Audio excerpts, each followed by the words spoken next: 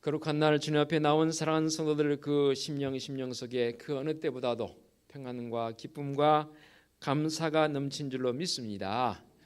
오늘 우리에게 주신 이 은혜의 말씀을 통해서 생명 사랑함에 대한 열정, 전도에 대해서 말씀을 함께 나누기를 원합니다. 올해 우리에게 주어진 표를 따라서 실천사항 5가지가 있습니다. 그 가운데 마지막 전도와 관련되어져서 함께 말씀의 자리로 나아갑니다. 나름대로 좀 됐다 또는 성공했다라고 표현되어진 사람들을 그 뒤를 보게 되면 그들 스스로 혼자 된 게 아니더라고요. 조력자가 있거나 도움의 그 손길을 베풀었던 사람들이 있기 때문에 그렇게 그 자리에 서게 된 것이지요. 특별히 신앙적 관점에서 본다면 위대한 신앙의 사람들의 그 뒤 배경을 보게 되면 각별히 그 사람을 위해서 기도한 사람이 있는가 하면 또 그 사람을 말씀으로 열심히 잘 훈련시켰을 때에 그러한 신앙의 아름다운 업적을 남기는 것을 보게 됩니다. 대표적인 사람으로는 우리가 잘 알고 있는 성 아구스티누스, 어거스틴이라고 말하지요. 그의 어머니 모니카의 기도를 통해서 그가 그렇게 되었지요. 허랑방탕할 때에 무려 19세에 아이를 낳을 정도로 결혼도 안 하고 그랬던 그 사람이 어머니의 그 눈물의 기도를 통해서 그가 위대한 신앙의 업적을 남깁니다. 지금 우리가 고백하고 있는 삼위일체 하나님을 교리적으로 명확하게 정립했던 사람이 바로 성 어거스틴 아우구스티누스, 어머니의 기도를 통해서 그렇게 되었지요. 성경 속에서도 보면 위대한 믿음의 선배들, 신앙의 사람들은 그 사람을 위해서 기도하고 그 사람을 말씀으로 잘 훈련되죠. 특별히 사도행전에 보게 되면 그러한 신앙의 사람들이 여러 사람 등장하지 않습니까? 오늘 우리에게 주신 말씀에 등장하는 그 한 사람, 안드레라는 이 이름, 그가 바로 놀라운 조력자의 역할을 감당한 믿음의 사람으로 말씀을 통해서 우리에게 주어지고 있습니다. 그는 분명한 확신에 찬 사람이었습니다. 40절 말씀을 통해서 보면 이렇게 말씀하십니다. 요한의 말을 듣고 예수를 따르는 두 사람 중에 하나는 시몬 베드로의 형제 안드레라. 베드로의 형제 안드레가 먼저 하나님 앞에 부름받은 자의 모습으로 소개가 되고 있습니다. 어떤 확신을 가졌냐면 먼저 안드레는 예수님의 제자가 되기에 앞서서 세례자 요한의 제자였다라고 사도 요한은 기록을 하고 있습니다. 이름이 같습니다. 세례자 요한이 있고 사도 요한이 있습니다. 다른 사람입니다. 세례자 요한은 예수님의 길을 준비하는 자로 6개월 먼저 태어나서 예비하는 자의 모습으로 광야에서 외치는 자의 소리의 음성으로 했던 믿음의 사람, 곧 나실인적 삶을 살았던 사람이 세례자 요한입니다. 그런데 그 세례자 요한의 제자 가운데 한 사람으로 안드레가 부름을 받고 훈련되었습니다. 그렇습니다. 그런 안드레가 이제 그의 형제 베드로를 주님께로 불러오는 과정을 말씀을 통해서 우리에게 증거해 주고 있습니다. 어떤 확신인가요? 확신 속에 우리는 살아가고 있습니다. 마음에 불타는 확신이 없으면 창조적인 일을 감당해낼 수 없습니다. 작게 우리의 삶의 자리로 한번 돌아가 보십시다. 어떤 사람과 만나서 일을 도모함에 있어서 사업을 한다든지 어떤 일을 함에 있어서 그 사람에 대한 확신, 그 일에 대한 확신이 없으면 그 일을 하게 되나요? 안 해요. 행동을 옮기지 않아요. 넌 하세요 하고 그냥 나는 발 빼버리죠. 손 대지 않습니다. 그러나 확신이 서게 되면 그 일에 전심전력하는 그런 형태의 모습으로 나가는 것을 보게 됩니다. 36절 말씀을 통해서 이렇게 말씀하십니다. 예수께서 건의심을 보고 말하되 보라 하나님의 어린 양이로다. 누구의 고백입니까? 안드레의 첫 번째 스승이었던 세례자 요한이 예수님을 향해서 보라 하나님의 어린 양이로다 이 고백, 그 고백을 안드레도 그 스승으로부터 들었던 것이지요. 이 고백이 인류 역사를 새롭게 만드는 소망의 메시지로 다가온 것 아니겠습니까?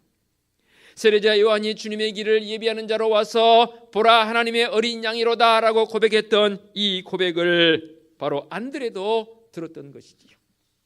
또한 세례자 요한은 주님을 향해서 어떻게 고백을 했습니까? 그는 흥하여야 하겠고 나는 쇠하여야 하리라는 이 고백을 제자인 안드레도 저는 들었다고 분명히 확신을 갖습니다.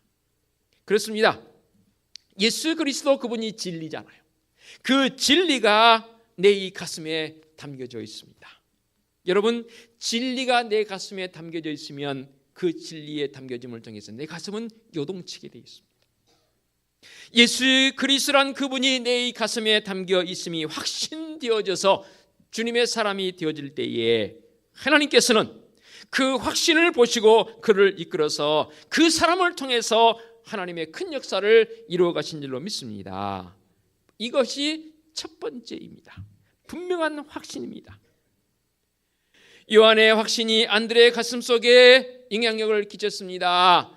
보라, 하나님의 어린 양이로다고 고백했던 그 고백이 바로 그의 제자 안드레에게 분명히 그 가슴에 꽂혀서 그도 그의 스승처럼 분명한 확신이 있었습니다. 확신의 사람 요한을 따라서 다니다가 요한이 증언한 그 증언의 말을 듣고 안드레 역시도 확신의 사람이 되었습니다. 이제는 그가 주님을 따르기로 결단을 합니다. 그리고 안드레의 역사를 자료집을 찾아보니까 마지막에 X자형 십자가에 순교했다라고 그렇게 기록이 되어 있습니다. 그의 형제 베드로는 십자가에 거꾸로 못 박혀서 순교를 했고요. 사도 바울은 어떻나요? 복음에 대한 확신을 가지고 산 사람이었지 않습니까?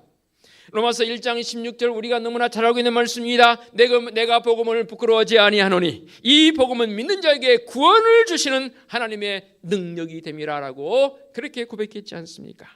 그러므로 믿음의 성도들은 분명히 확신을 가지고 살아야 합니다. 무엇에 대한 확신입니까? 복음에 대한 확신이 있어야 합니다. 그 확신을 가지고 우리는 이제는 고백해야 합니다. 사랑과의 관계성 속에도 마음속에 사랑한 마음 그 확신만 가지고 있으면 안 되지요. 그 다음은 단계로 어떻게 나가야 돼요? 고백해야 돼요. 여보, 내가 당신을 사랑하오. 아들아, 딸아, 내가 너를 사랑한다. 자녀인 우리는 부모를 향해서 아버지, 어머니 사랑합니다. 연세가 드신 분들은 이 유교 문화관 속에 사시다 보니까 이게 좀 서툴어요. 그렇죠? 지난번 그래서 언젠가 여쭙죠. 우리 장로님들 연세가 일남성계에 해당되신 분들에게 제가 물어봤더니 여러분 아내들에게 사랑합니다라고 고백하십니까 했더니 막 쑥스러워하시더라고요. 고백 잘 안 하세요. 이게 마음은 있어요. 그렇죠? 우리 특히 일남성계 회원들 어떻습니까? 마음은 있죠? 이제 마음이 있으면 고백도 하셔야 합니다. 오늘 가서 우리 일남성계 해당 남편으로 드신 분들은 꼭 그 소리 좀 들으십시오. 여보, 내 사랑해 안 해? 물어보세요. 그러면 이게 뭐 억지 춘향이라도 해야 합니다. 그래서 꼭 받아내시기 바랍니다. 다음 주에 확인 한번 하겠습니다. 개별적으로 만나서 고백했습니까? 안 했습니까? 묻겠습니다. 그렇습니다. 마음에 확신이 있는 것 중요합니다. 그 다음에는 반드시 고백이 있어야 합니다. 41절 말씀이 이렇게 말씀하십니다. 그가 먼저 자기의 형제 시몬을 찾아 말하되 우리가 메시아를 만났다. 메시아가 번역되면 뭐라고요? 그리스도라. 그러면 메시아, 그리스도인이 히브리어냐 헬라어냐 이 표현이 다를 뿐입니다. 그 뜻은 뭐냐면 기름 부음 받은 자란 뜻입니다. 즉 메시아는 그들의 모든 것을 책임질 구원의 주님이라는 고백입니다.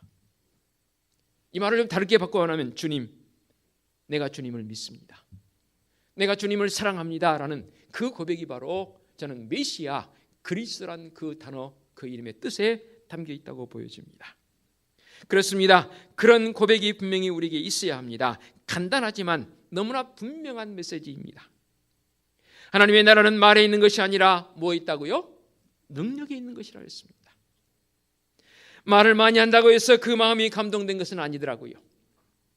확신을 가지고 내가 예수님을 만난 사실에 대해서 진실되게 말하고 내가 만난 예수님에 대해서 들려줄 때에 확신성을 가지고 고백되어질 때에 사람들이 감동을 받더라고요. 초대교회가 힘이 있고 역동적이고 생명력인 교회가 될 수 있던 이유는 무엇이었을까요?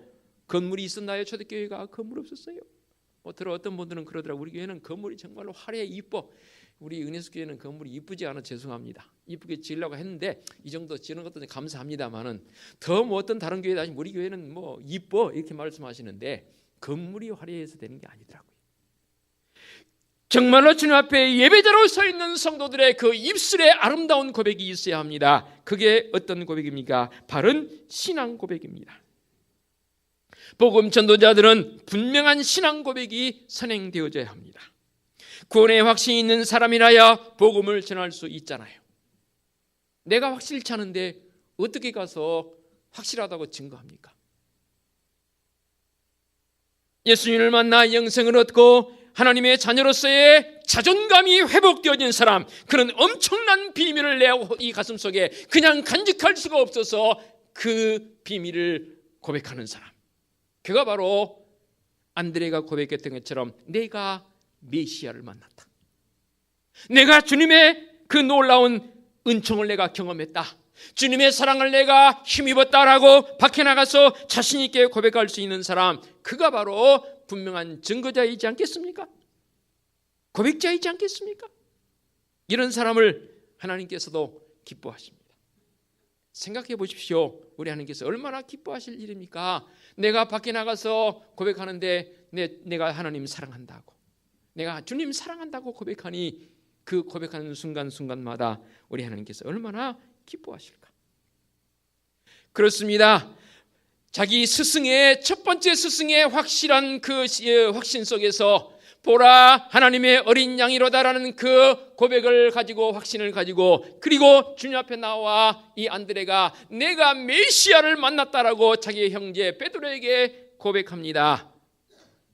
그리고 베드로를 향한 전도자의 역할을 감당하는 모습을 한번 봐보시기 바랍니다. 안드레는 누구보다도 사람 사랑, 즉 전도에 대한 열정 속에서 사람 영혼 사랑함에 대한 열정이 그 속에 있었습니다. 확신 있는 사람은요, 평소에 관심이 있는 사람에게 먼저 소식을 전하게 되어 있습니다. 예를 들어서 제가 누구 소개로 어디 가서 맛있는 음식점에 가서 정말로 그동안 맛보지 못했던 음식을 먹어봤습니다. 그러면 누구 먼저 생각나나요? 먹고 나서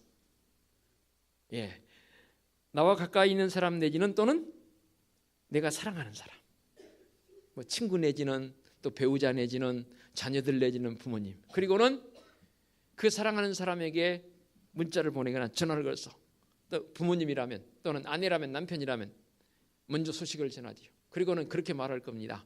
같이 한번 가자. 아니면 한번 가보라고. 가보라고는 안 가요. 그렇죠? 갈 때는 반드시 같이 동행해야 합니다. 놀라운 것은요, 가서요, 그 사람보다 돈 내란 게 아니라 내가 돈을 내요. 이게 뭐냐면 사랑하는 사람에게 베푸는 그 사랑의 마음이에요. 안드레가 바로 그런 마음의 소유자였습니다. 가장 먼저 누구에게로 갔습니까? 그가 가장 아끼고 사랑하는 형제 베드로에게 갔습니다. 그에게 가서 내가 메시아를 만났다. 내가 메시아를 만났다. 사랑한 마음이 생기게 되면요, 그 마음의 접촉점을 찾아가는데 어떻게 찾아가냐면, 아직도 내 가족들 가운데, 내 친족들 가운데, 내가 가까이 하는 지인들 가운데 주님 예수 그리스도의 이름을, 그 은혜를, 그 사랑을 경험치 못한 분들이 있단 말이에요. 그러면 나는 기도하는 사람이잖아요. 그러면 내 기도 목록에 그 사람의 이름을 적어 올립니다. 그리고 그 사람을 위해서 날마다 기도합니다. 나의 배우자가, 내 자녀들이, 내 부모가 아직도 주님의 은혜를 알지 못합니다. 주님께서 찾아주셔서 그 심령 속에 복음의 씨앗이 떨어져서 주님 예수 그리스도의 그 은혜를 깨닫고 사랑 가운데 거할 수 있는 믿음의 사람이 되게 하옵소서. 오늘도 내일도 날마다 기도합니다. 그리고 내 마음속에 확신이 생길 때에 가서 그를 향해서 복음을 제시합니다. 그때요, 놀라운 사실은 그들도 그 마음을 헤아립니다. 그런데 뜬금없이 그냥 지난 사람이 예수 믿으세요 하면 너나 믿으라. 요즘은 그래요. 근데 그래서 요즘 관계 전도가 굉장히 중요한 것 같아요. 그래서 안드레 전도법이라는 전도 방법도 있긴 하더라고요. 그 사람을 놓고 계속해서 기도합니다. 신기한 것은 내가 그 사람을 놓고 기도해서 어느 한순간 그 사람에게 다가갔을 때 그 사람이 알아요. 이게 바로 영적 교감이라는 거예요. 그 사람이 주님을 알지 못한 사람일지라도 그도 영적인 존재나요. 영적인 존재이기 때문에 내가 그 사람을 놓고 기도해서 다가가서 탁 접촉점을 찾아서 만나면 그 사람도 알아요. 저도 그런 경험들이 여러 번 있는데 딱 기도하고 갔다 오면 그 사람들이 나를 대할 때에 그 전에는 싸늘하게 문전박대하던 사람이 아니에요. 이상하게 문도 열어주고요. 이상해요. 나를 받아들이는데 정말로 푸근한 마음으로 받아줍니다. 그러면 어때요? 마음이 탁 열리잖아요. 우리 고구마 전도할 때 그 배웠잖아요. 그 사람은 이미 익었어요. 그러면 고구마 삶아졌나 안 삶아졌나 어떻게 했어요? 찔러보면 알잖아요. 딱 찔러보니 익었어요. 그 익은 것은 어때요? 그 솥에 계속 놔두면 어떻게 돼요? 타져서 못 먹어요. 딱 꺼내서 먹어야 되는 거예요. 고구마 전도법의 특징이 그거지 않습니까? 그것처럼 그 마음속에 주님의 마음을 받아들일 자세가 되는 거예요. 그러면 그때 내가 믿는 예수 그리스도, 내가 경험한 주님의 사랑을 그들과 함께 나누는 거예요. 뭐 강요해서 믿으시오 이런 거 말고 내가 언제인가 이런 일이 생겨서 주님을 만났고 이런 은혜를 통해서 내가 이렇게 살아가고 있다고 그렇게 소개하면요 그 사람들이 귀를 쫑긋 기울여요. 아 그래. 더더욱이 그 사람이 삶의 어떠한 팍팍함, 삶의 어려움이 처했을 때 나의 이 고백을 듣고 그래? 그럼 나도 한번 교회 나가볼까? 만일에 가까이 있는 분들이라면 우리 은혜수 교회로 모시고 오시고 멀리 계신 분이라면 예를 전화통화나 모처럼 만에 만난 분이라면 가까이 있는 곳에 교회 가시라고. 그리고 그 연결해주는 그런 은혜도 우리에게 필요한 것 아니겠습니까? 이게 바로 생명사랑, 즉 그 영원 사랑함에 대한 부분이 있단 말이에요. 그래서 안드레가 그의 형제 베드로에게 그 사랑한 마음이 있기에 가장 먼저 다가갔잖아요. 41절 보니까 뭐라고 그러냐면 그가 먼저 자기의 형제 시몬을 찾아 말하되 그랬잖아요. 먼저란 말이 뭐예요? 다른 모든 것들 중에서 그것이 첫 번째라는 거예요. 누구를 첫 번째로 안드레는 여겼어요? 베드로를. 그 마음속에 그 영원 사랑함에 대한 열정이 있기 때문에 그의 형제 베드로를 첫 번째로 여기는 거예요. 그리고 이제 안드레는 행동으로 옮깁니다. 영어로 do it. 뭐 지금도 어떤 친구들 이 티셔츠에 보면은 여기다가 I can do it 이렇게 써진 그런 영어로 써진 티셔츠를 입고 다니는 것을 봅니다. 또는 뭐 you can do it 뭐 이렇게 표현되지 않습니다. do it이 뭐예요? 하라는 거예요. 행동으로 옮기는 것을 말해. 42절 볼까요? 데리고 예수께로 오니. 누가 누구를 데리고 누구에게로 왔어요? 아 말씀 몰라요? 안 읽었어요? 누가 누구를 데리고 누구에게로 왔어요? 안드레가 그의 형제 베드로를 데리고 누구께로? 예수께로 오니. 행동으로 옮기는 신앙이 우리에게 필요합니다. 내가 그 생명을 향해서 정말로 오래도록 기도했습니다. 그런데 놀라운 사실은 하나님께서 반드시 그 생명을 향해서 기도하는 생명을 향해서 만날 기회를 주십니다. 그러면 그를 데리고 안드레처럼 주님께로 와야 합니다. 더더욱 놀라운 사실은 데리고 나온 그 베드로를 향해서 주님 말씀하십니다. 뭐라고 말씀하세요? 42절 중하반절 예수께서 보시고 이르시되 너가 요한의 아들 시몬이니 장차 게바라 하리라. 게바는 아람어로 반석이란 뜻입니다. 그 이름을 번역하면 뭐라고요? 베드로라. 주님께서 베드로의 신앙 고백 속에서 그 이름 위에 교회를 세우십니다. 놀라운 은혜 아닙니까? 보세요. 그의 형제 안드레가 베드로에게 가서 나는 이런 주님을 만났다, 내가 메시아를 만났다, 가보자 해서 베드로를 데리고 주님 앞에 세웠더니 주님께서 베드로에게 너는 이제 시몬이란 이름 지워버리고 게바라 하리라, 베드로라 하리라 라고 선언하십니다. 이 은혜가 우리에게 주어집니다. 그렇습니다. 안드레는 전도자이면서 소개자로 나타납니다. 어느 분이 이 표현을 썼기에 참 너무 귀한 표현에서 그대로 제가 인용합니다. 안드레는 데리고 오는 사람이라고 해요. 왜 그랬을까? 성경 몇 군데를 한번 제가 인용해 보겠습니다. 요한복음 6장에 보게 되면 보리떡 5개와 물고기 2마리로 오병이어의 기적을 일으킨 사건이 기록되어 있습니다. 이 오병이어 기적은 사복음서 다 기록이 되어 있죠. 근데 특별히 이 요한복음에 보게 되면 어떻게 소개를 하냐면 이 작은 도시락, 오병이어를 가진 이 도시락을 가진 소년을 예수님께로 데리고 온 사람이 안드레예요.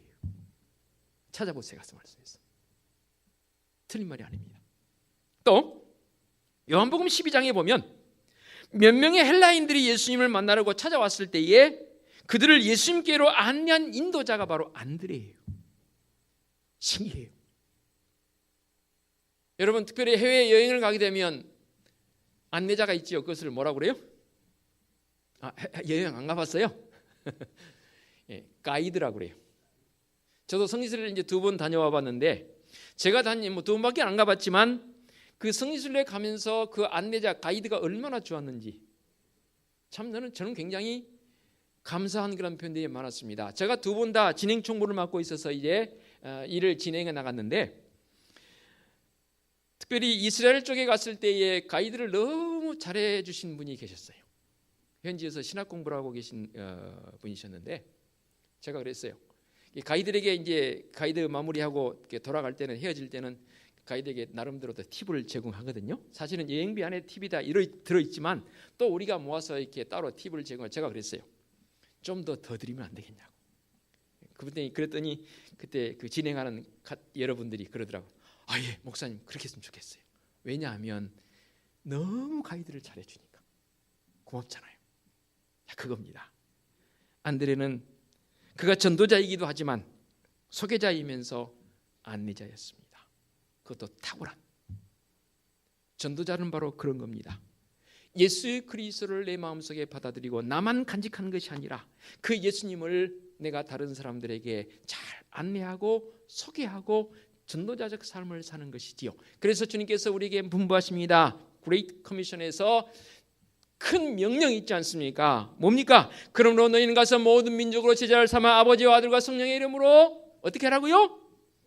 세례를 베풀고 내가 너에게 분부한 모든 것을 가르쳐 지키게 하라. 오직 성령이 너에게 임하시면 너희가 권능을 받고 예루살렘과 온 유대와 사마리아 땅끝까지 이르러 뭐 되라고요? 복음의 증인되라. 주님께서 우리에게 주신 이 놀라운 사명을 내 마음 가슴, 이 작은 가슴 속에 담고만 있으면 되겠습니까? 나가서 내가 확신을 가지고 나의 신앙 고백을 통해서 그 영혼을 사랑하는 마음을 가지고 뚜잇 가서 행동으로 옮겨야 돼야 합니다. 여러분에게 부담스러운 질문을 하나 드리겠습니다. 정중하게 질문 드립니다. 여러분들은 지금까지 몇 명에게 복음을 전해보셨습니까? 주님께서 나에게 그렇게 물으신다면 여러분 과연 얼마만큼 자신 있게 답할 수 있습니까? 우리가 이 세상 마침표를 찍는 그날 나의 정체성은 과연 무엇인가? 예, 주님 믿습니다. 주님이 나의 구원의 주님이십니다라는 예수 그리스도를 통한 분명한 신앙 고백에서 나 구원받는 거 확실합니다. 저는 믿습니다. 그렇지만 또다시 주님께서 나에게 다른 증표를 요구하실 때에 나는 어떻게 주님 앞에 설 것인가? 바울이 이런 고백을 합니다. 데살로니가 교회를 향해서 이렇게 선포합니다. 들어보시기 바랍니다. 우리의 소망이나 기쁨이나 자랑의 면류관이 무엇이냐? 그가 강림하실 때 우리 주 예수 앞에 너희가 아니냐? 너희는 우리의 영광이요 기쁨이니라. 이 말이 무슨 고백이냐면 바울이 데살로니가 교회에 편지를 쓰는데 바울이 데살로니가 교회를 통해서 사역하고 그들을 주님께로 인도하는 놀라운 사역자의 전도자의 역할을 감당했지 않습니까? 그리고 그들이 회심하고 교회가 만들어졌습니다. 그것이 너무 고마워서 바울이 데살로니가 교회에 편지를 썼습니다. 우리의 소망이나 기쁨이나 자랑의 면류관이 무엇이냐? 그가 강림하실 때, 주님이 이 땅에 다시 오실 때에 우리 주 예수 앞에 너희가 아니냐? 다시 묻습니다. 여러분들은 내가 전도해서 누구를 주님 앞에 이 바울처럼 자랑거리로 삼으시겠습니까? 누구를? 내가 전도했는데, 물론 성령 하나님께서 하시지만 나의 손길을 통해서, 내 입술을 통해서 전도했는데 그 사람이 또는 그 아이가 자라서 지금 훌륭한 목회자가 돼 있고 훌륭한 장로님이 돼 있고 권사님이 돼 있고 집사님이 돼 있어서 그 생명을 바라볼 때마다 내 마음속에 어찌면 그렇게 흡족함이 있는지요 라는, 그렇게 고백할 수 있는 분이 있냐 그 말입니다. 부끄러운 고백이지만 저도 한 사람이 아니었다면, 그 친구가 아니었다면 저 이 자리에 사실 서 있을 수 없었을 것입니다. 저를 초등학교 3학년 때인가요 4학년 때인가요 기억이 됩니다. 종반아 교회 가자. 교회가 뭔지도 모르고 갔습니다. 그 친구의 손길에 붙들려서 교회 가자. 교회 가니까 재미도 있는 것 같은데 별로 재미도 없는 것 같아요. 맨날 정한 시간에 가야 되고 어린 나이. 그래서 5학년 때쯤 기억됩니다. 교회를 안 나갔어요. 그랬더니 월요일만 되면, 같은 반이 아니었습니다. 월요일만 되면 제 교실로 찾아옵니다. 그게 하도 어떨 때는 겁나서 월요일만 되면 그 친구를 피했습니다. 보인다 싶으면 몰래 숨었고. 그런데 끈질겨요. 종반이 너 왜 교회 안 나왔어? 사실은 어찌 보면 그게 계기가 되어지고 그게 귀찮아서 다시 교회를 나갔습니다. 그 친구요, 지금 봉천동에서 봉천교회 목회하고 있습니다. 조 목사입니다. 지금도 가끔 제가 전화합니다. 조 목사 고마워. 뭐 고마워? 자네 은혜를 생각하면 내가 잊을 수가 없지. 너무 고마워. 내 마음속에 주 예수 그리스도를 향한 은혜의 열정이 있는데, 이 안드레라는 이 사람을 보면서 말씀 준비하면서 내 마음속에 눈물이 나고 감사의 고백이 넘치더라고요. 주님의 은혜가 이렇게 큰데 어찌 내 가슴에 그 은혜를 그냥 간직만 하고 있단 말입니까? 주님, 올 한 해 동안 지금 이 시간이 출발점이 되어져서, 조금 전에 말씀드렸지요, 내가 사랑하는 사람이 있습니다. 내가 정말로 관심 있고 같이 가까이 지는 사람이 있습니다. 근데 그가 아직 주님을 알지 못합니다. 주님 어찌할까요? 내가 그 사람을 나의 기도 목록에 첫 번째로 올려놓겠습니다. 그리고 오늘부터 기도하는 믿음의 성도들의 결단이, 시간이 바로 오늘 이 시간 되었으면 좋겠습니다. 그리고 그들에게 다가가서 확신을 가지고 신앙 고백을 하십시다. 그 생명을 사랑하는 마음으로 뚜잇 나아가서 우리 하나님께서, 성령 하나님께서 그때를 우리에게 말씀하실 것입니다. 그때 다가가서 그 생명을 사랑함으로 나아가서 증거할 수 있는 준비되어진 믿음의 성들의 모습이 되어주시기를 부탁드리겠습니다. 기도합니다. 은혜로우신 아버지 하나님, 모든 민족을 삼아 아버지와 아들과 성령의 이름으로 세례를 베풀고 제자 삼으라 했는데, 주님, 한국교회의 복음의 일정이 식어버린 것 같아서 안타깝습니다. 믿음의 성들의 마음속에 언제부터인가 그저 아니한 마음만 가지고 있습니다. 주님 용서하여 주시옵소서. 생명 사랑에 대한 열정을 다시금 우리에게 부어 주시옵소서. 그 열정을 통해서 주님의 그 놀라운 복음의 역사가 있음을 통해서 하나님 나라의 확장과 하나님 나라의 비밀한 것을 경험할 수 있는, 내가 사랑하고 내가 존경하고 내가 좋아하는, 그러나 아직도 주님을 알지 못하는 그 생명들이 주님께 돌아오는 안드레처럼 내가 그 안내자로, 전도자로 살아가기에 결단하는 이 시간 되게 하여 주시옵소서. 예수 그리스도의 이름으로 기도하옵나이다. 아멘.